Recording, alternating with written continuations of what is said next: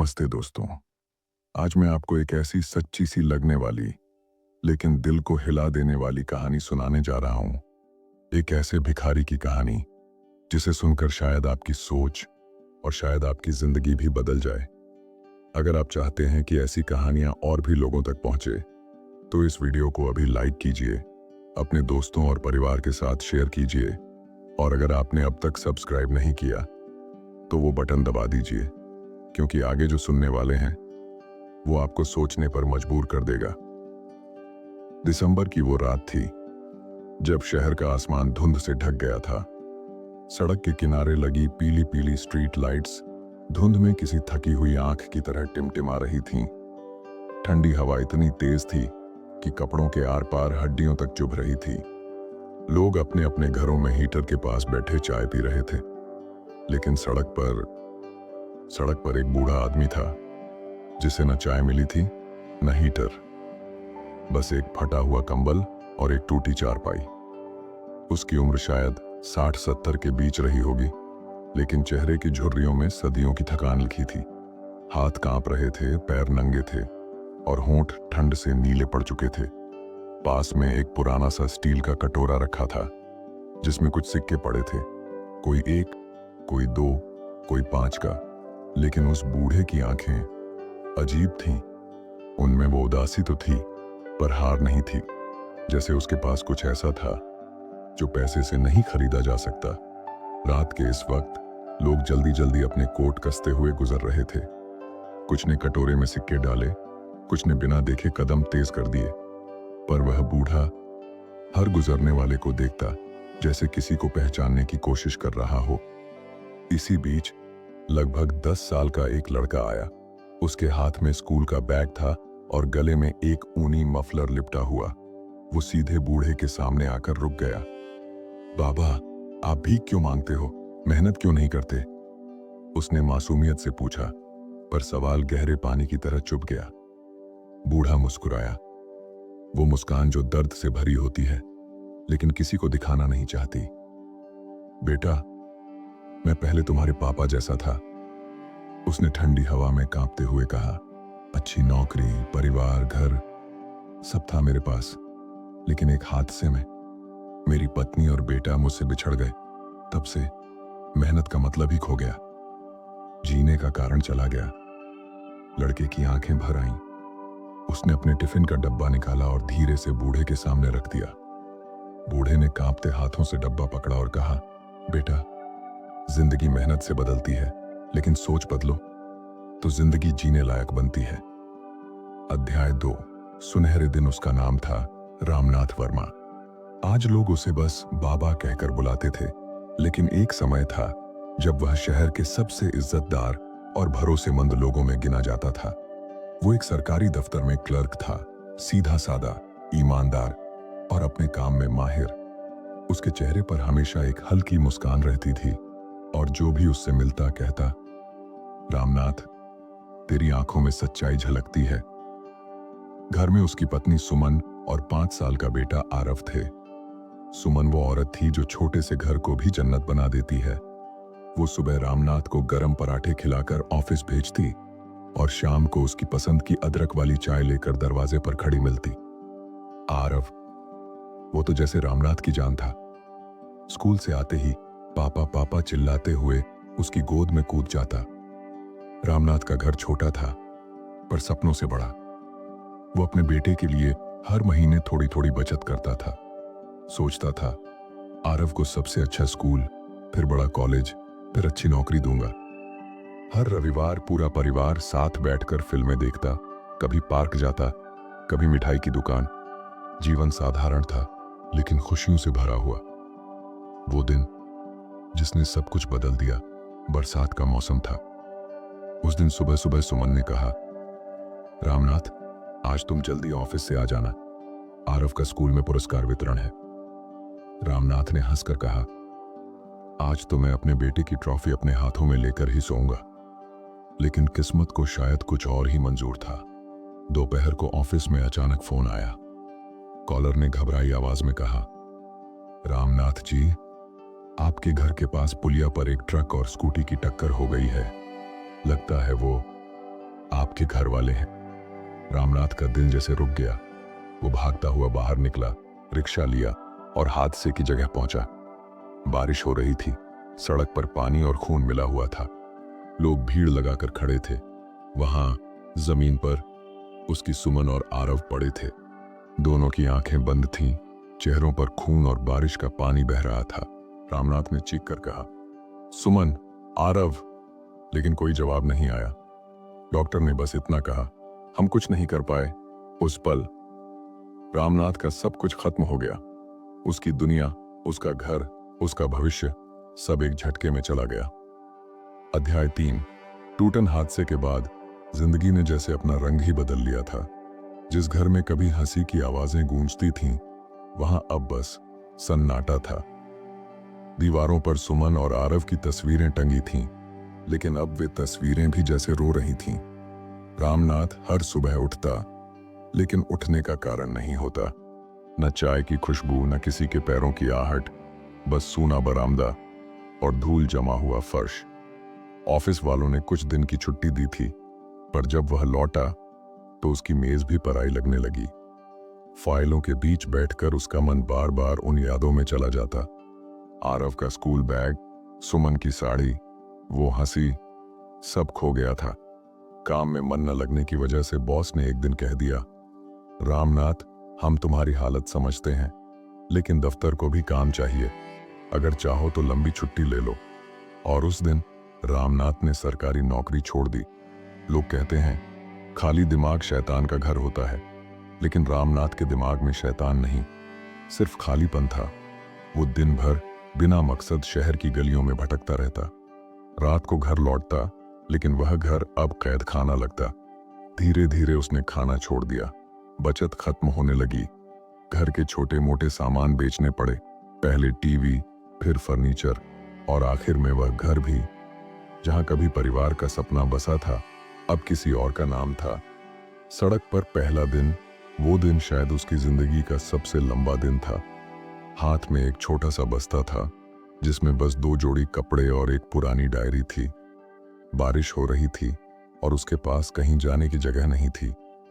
वो शहर के पुराने बस अड्डे पर जाकर बैठ गया। चारों तरफ अजनबी चेहरे, किसी को उसकी परवाह नहीं। पहली रात उसने ठंडे सीमेंट के फर्श पर गुजारी। पेट में भूख की आग लगी थी, लेकिन शर्म उसे भीख मांगने नहीं दे रही थी। 3 दिन तक उसने बस अड्डे के नल से पानी पिया और कभी कभी किसी छोड़े हुए बिस्कुट से गुजारा किया। चौथे दिन भूख ने उसकी शर्म को तोड़ दिया। एक राहगीर ने पास से गुजरते हुए 2 रुपए उसके हाथ में रख दिए। उस पल रामनाथ को लगा, शायद मैं अब वही बन चुका हूं जिससे मैं हमेशा दूर भागता था, एक भिखारी। समाज का चेहरा, सड़क का जीवन सिर्फ भूख और ठंड नहीं है, यह अपमान भी है। कुछ लोग सिक्के डालते हुए ताना मारते, काम क्यों नहीं करता। कुछ बच्चे पत्थर फेंक कर भाग जाते। रात को शराबियों के झगड़े, पुलिस की डांट और हर वक्त असुरक्षा का डर, ये सब उसकी रोजमर्रा की जिंदगी बन गया। लेकिन एक चीज थी जो उसने कभी नहीं छोड़ी, वो डायरी, जिसमें वो अपने दिल की बातें लिखता था। कभी सुमन और आरव के बारे में, कभी अपने सपनों के बारे में, और कभी बस आसमान से बातें करता। अध्याय 4। सड़क का जीवन। समय किसी को नहीं छोड़ता। रामनाथ को सड़क पर रहते हुए हफ्ते, महीने और फिर साल बीत गए। शुरुआत में उसने सोचा था कि शायद ये कुछ दिनों की बात होगी, शायद कोई पुराना जानकार मिल जाएगा, शायद कोई हाथ थाम लेगा। लेकिन धीरे धीरे उसे समझ आ गया कि शहर तेज है, लोग व्यस्त हैं और किसी के पास किसी और की कहानी सुनने का वक्त नहीं। मौसम के साथ जंग, सर्दियों में ठंडी हवाएं उसकी हड्डियों में चुभती, तो गर्मियों में धूप उसकी त्वचा को झुलसा देती। बरसात के दिनों में जब बाकी लोग छाते लेकर भागते, वो किसी दुकान की छत के नीचे सिकुड़कर बैठा रहता। एक बार तो तेज बारिश में उसकी सारी चीजें बह गईं, कपड़े, बिस्तर और वो पुरानी डायरी भी। उस रात उसने पहली बार फूट फूट कर रोया, जैसे आखिरी उम्मीद भी पानी में बह गई हो। लोग और चेहरे, सड़क पर रोज नए चेहरे आते जाते। कुछ लोग उसे सिक्का देते, कुछ खाना, और कुछ बस तिरस्कार भरी नजरों से देखते। रामनाथ ने धीरे धीरे सीख लिया था कि किसी की नजर में ज्यादा देर मत देखो, क्योंकि या तो वहां दया मिलेगी या अपमान, और दोनों ही दिल को चीरते हैं। कभी कभी जब कोई बच्चा उसके पास आता तो उसका दिल कांप जाता। उसकी आंखों में आरव की छवि तैरने लगती। वो बच्चों से ज्यादा बात नहीं करता, बस हल्की मुस्कान देकर उन्हें दूर जाने का इशारा कर देता। भिखारी, लेकिन चोर नहीं।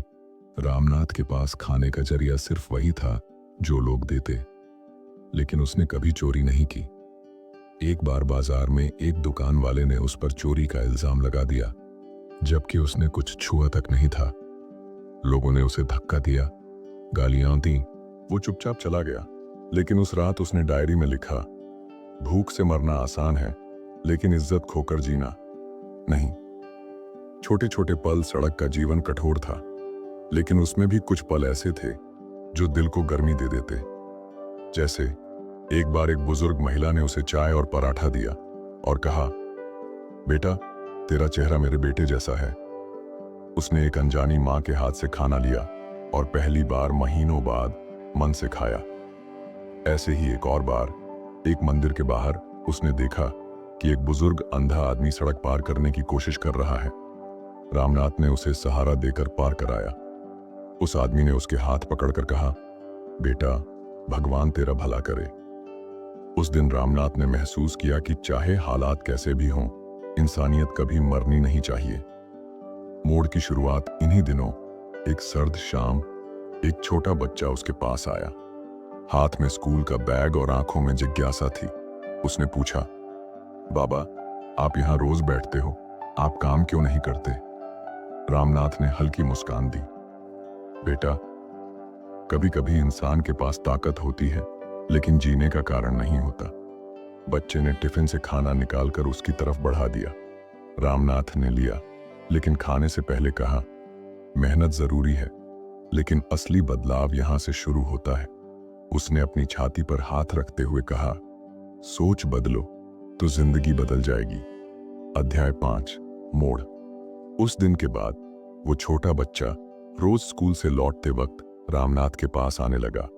कभी अपनी टिफिन में से रोटी सब्जी निकाल देता, कभी बिस्कुट का पैकेट। शुरुआत में रामनाथ ने सोचा, ये बच्चा 2-4 दिन में भूल जाएगा, लेकिन बच्चा रोज आता रहा, जैसे उसकी दिनचर्या का हिस्सा बन गया हो। नाम और पहचान।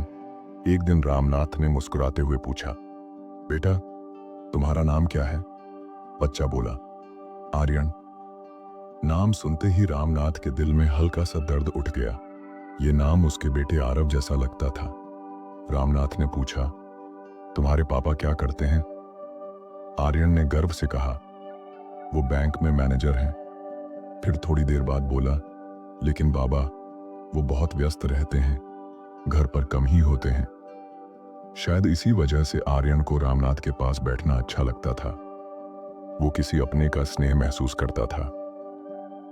पढ़ाई की शुरुआत एक दिन आर्यन ने स्कूल की किताब रामनाथ के सामने खोल दी और बोला, बाबा, ये सवाल मुझे समझ में नहीं आ रहा, आप समझा सकते हो? रामनाथ ने किताब उठाई और कुछ ही मिनटों में उसे हल करके समझा दिया। आर्यन हैरान रह गया, आप तो बहुत अच्छे से पढ़ाते हो। उस दिन से रामनाथ उसका अनौपचारिक ट्यूटर बन गया। हर शाम सड़क के किनारे बैठकर धुंधली स्ट्रीट लाइट के नीचे वो आर्यन को गणित और हिंदी पढ़ाता। लोग गुजरते, कुछ अजीब नजरों से देखते, कुछ मुस्कुरा देते, लेकिन दोनों को फर्क नहीं पड़ता। एक नया मकसद। कई साल बाद रामनाथ को एहसास हुआ कि आर्यन को पढ़ाना सिर्फ उसकी मदद नहीं, बल्कि उसके खुद के जीने की वजह बन गया था। वो सुबह उठते ही सोचता, आज आर्यन को ये पढ़ाना है, ये सिखाना है। उसकी डायरी, जो कभी सिर्फ दर्द की कहानियों से भरी थी, अब उसमें सवाल जवाब और बच्चों के लिए छोटे छोटे पाठ लिखे होते। आर्यन का वादा। एक दिन जब सर्दी बहुत तेज थी, आर्यन ने रामनाथ को एक ऊनी स्वेटर दिया। बाबा, ये मां ने आपके लिए भेजा है। रामनाथ की आंखें भर आईं। उसे याद नहीं था कि आखिरी बार किसी ने उसके लिए कुछ खरीदा था। आर्यन ने मुस्कुराकर कहा, बाबा, जब मैं बड़ा हो जाऊंगा तो आपको सड़क पर नहीं रहने दूंगा। रामनाथ ने उसके सिर पर हाथ रखा और बोला, बेटा, बस इतना याद रखना, इंसान की कीमत उसके पैसों से नहीं, उसकी सोच से तय होती है। समय का पहिया साल गुजरते गए। आर्यन स्कूल से कॉलेज और फिर प्रतियोगी परीक्षाओं तक पहुंचा।